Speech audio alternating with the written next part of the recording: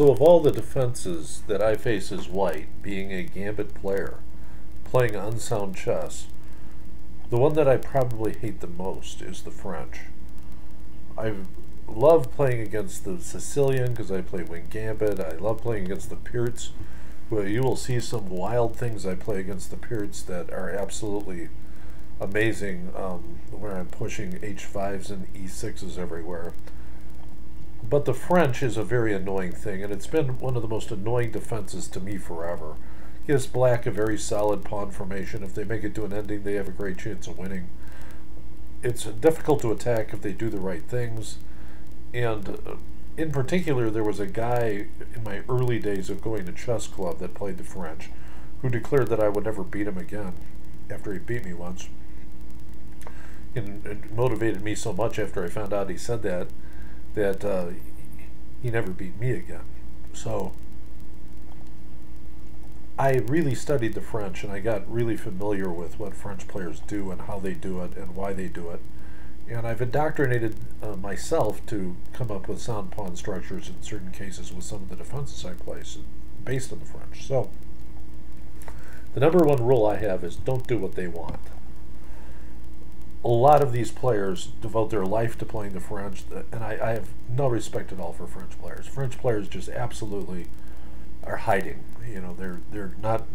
They're just trying to say, well, attack me, and I'm going to use my pawn structure, and I'm going to, like, you know, play a dull positional locked up game with very little interaction and tactics, and I'm Mr. Positional Defensive Guy.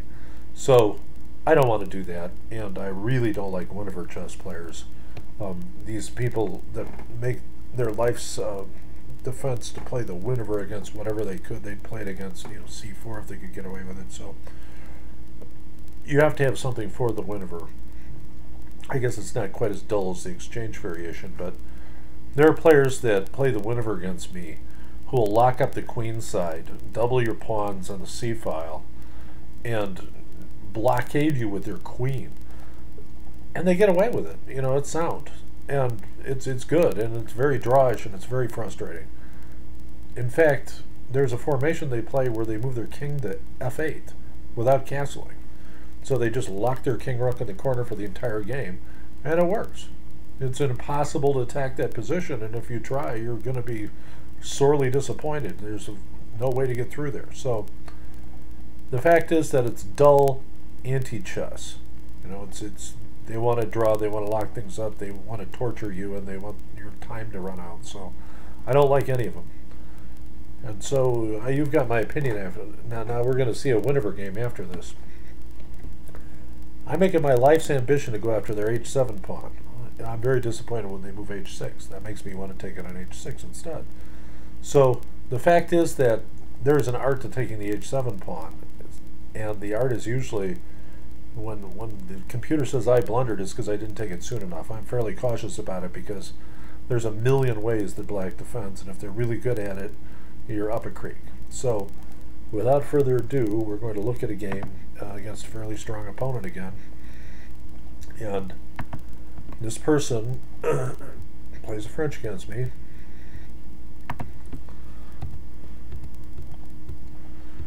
Unfortunately, there are a number of responses here that go on, but the standard move here is a3, which I make. However, there are other moves. I move b2 quite frequently here. In fact, sometimes I don't push and I move b2. So all those work, and I like them. Okay, so obviously the recommended move here is bishop takes check.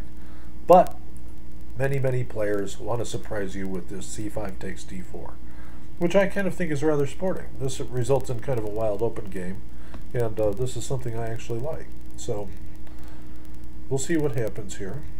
He takes. And now the computer wants me to move queen to g4, which is a move I've made many times in my life. However, I take.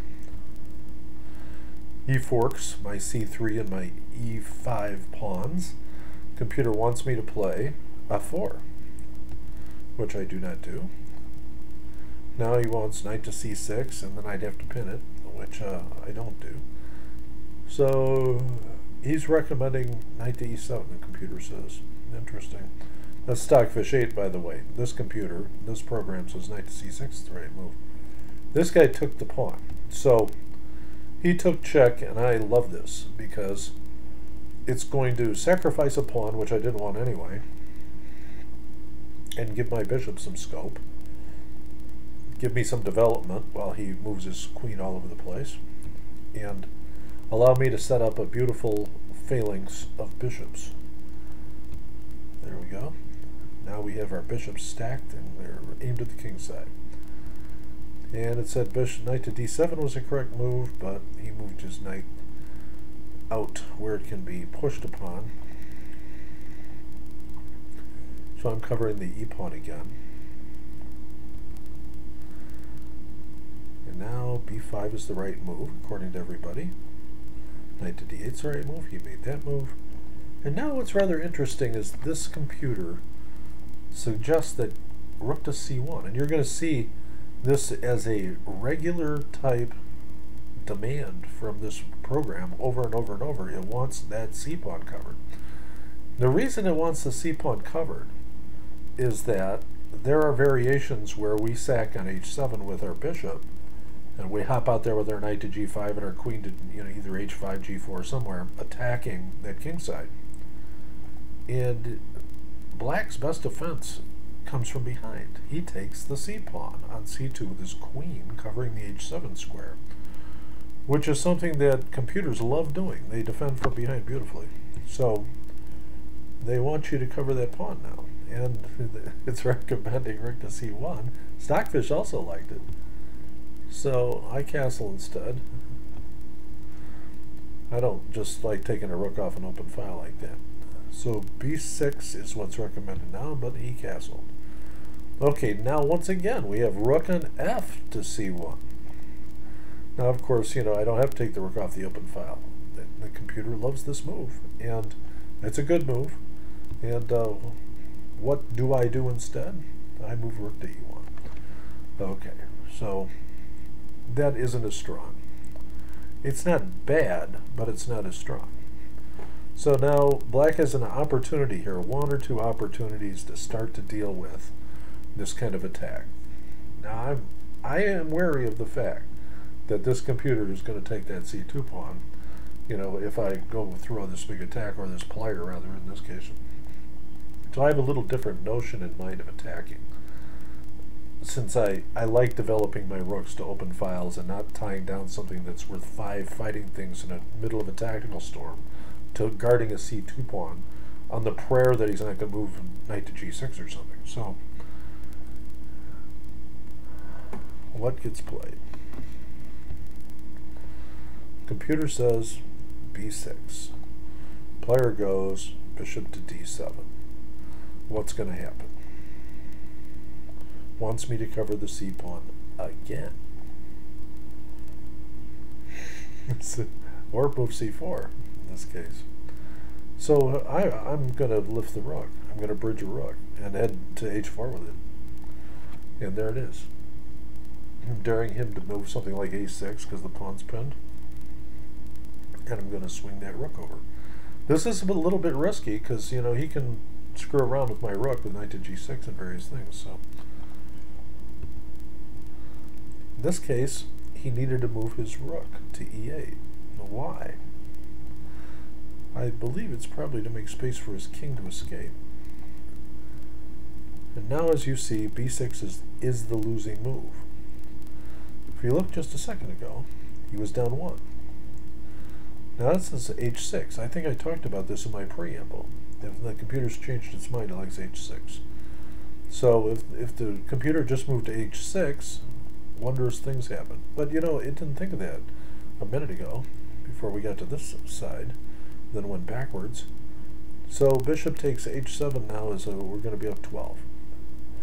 And of course, this is something that I said in the preamble that I love doing. So this is the way the game's going to end.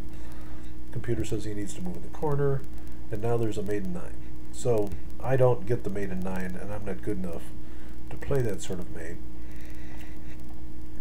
As you see, there's a very interesting mate here. I don't play it because I can't see it as well as the computer can, but it involves moving the rook to h4, threatening queen, checks.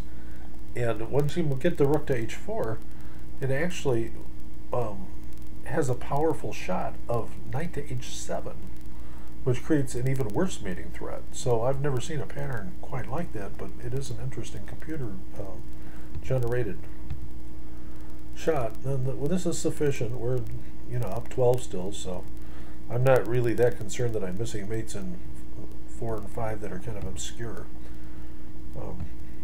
I probably should, and a lot of people get mad at me over this sort of thing, but if I'm up 12 or 16 and I've got plenty of time on my clock, I'm not going to kick myself over it.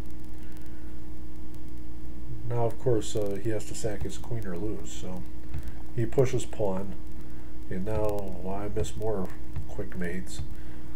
You got to go with the mate you see. So rook to e3, here's a quick mate. My mate takes like one move longer. As you see, that's the end of the game.